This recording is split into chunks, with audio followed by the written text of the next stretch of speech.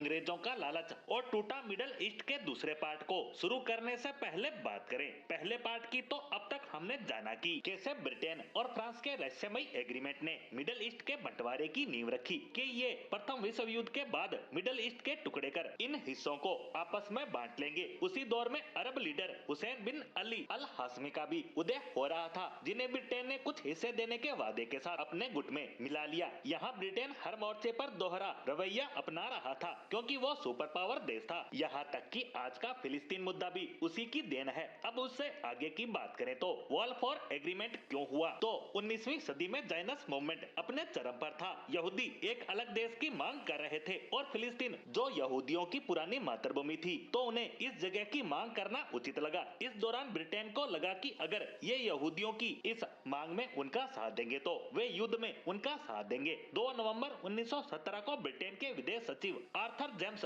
वालफोर ने यहूदियों के एक संगठन को लेटर लिखा, जिसमें वादा किया गया कि ब्रिटिश सरकार फिलिस्तीन में यहूदी लोगों के लिए एक अलग देश बनाए जाने के पक्ष में है। अब तक आपने ब्रिटेन के कई समझौतों के बारे में सुना और वो ये सब विश्व युद्ध जीतने के लिए कर रहा था और युद्ध वो जीत भी गया, लेकिन उसके बाद शुरू हुआ असली बवाल। ब्रिटेन के तमाम वादे कैसे पूरे होंगे ये साफ नहीं था। विश्व युद्ध खत्म होने के साथ ही ओटोमन एम्पायर भी खत्म हो गया। ब्रिटेन ने फिलिस्तीन और इराक पर अपना कब्जा जमा लिया और साइकिस प्रिग्रेट एग्रीमेंट को ताक पर रख दिया। मिडल ईस्ट अदर में था, लिहाजा इस मुद्दे को सुलझाने के लिए 5 साल तक उठापटक चलती रही। अंत में 1923 में एलाइट देशों और तुर्की के बीच एक और समझौता होता है। ऐसे में यह एग्रीमेंट स्विट्जरलैंड के लासेन शहर में हुआ, तो इसे लासेन समझौते के नाम से जाना जाता है। आज के मिडल ईस्ट की रूपरेखा इसी समझौते में तैयार हुई थी। हालांकि इसमें कई जमीनी विवादों और मतभेदों को नजरअंदाज किया गया, यानी पिछले समझौतों की तरह इसमें भी बड़ी लापरवाही से सीमाएं तय की गई। इस वजह से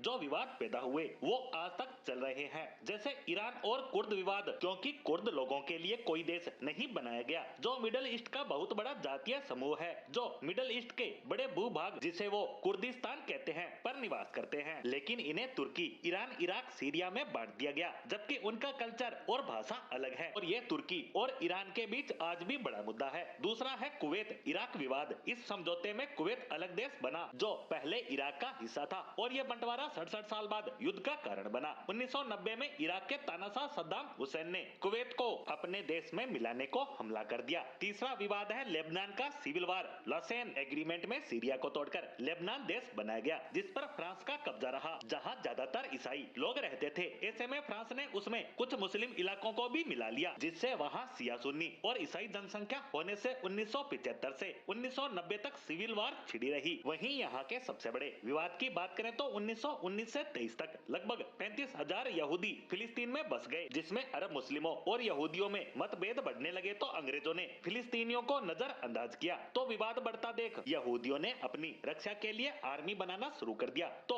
1947 में यूएन ने फिलिस्तीन को 2 हिस्सों, जिसमें 62% हिस्सा इजराइल को और बाकी का फिलिस्तीन को दिया। इसके बाद से ही यह सब गोलमाल चल रहा है, जो ब्रिटेन की ही देन कहा जा सकता है। शिया सुन्नी और यहूदी विवाद यहाँ जड़ें जमा चुका है, जिसका अंत कहीं नजर नहीं आ रहा।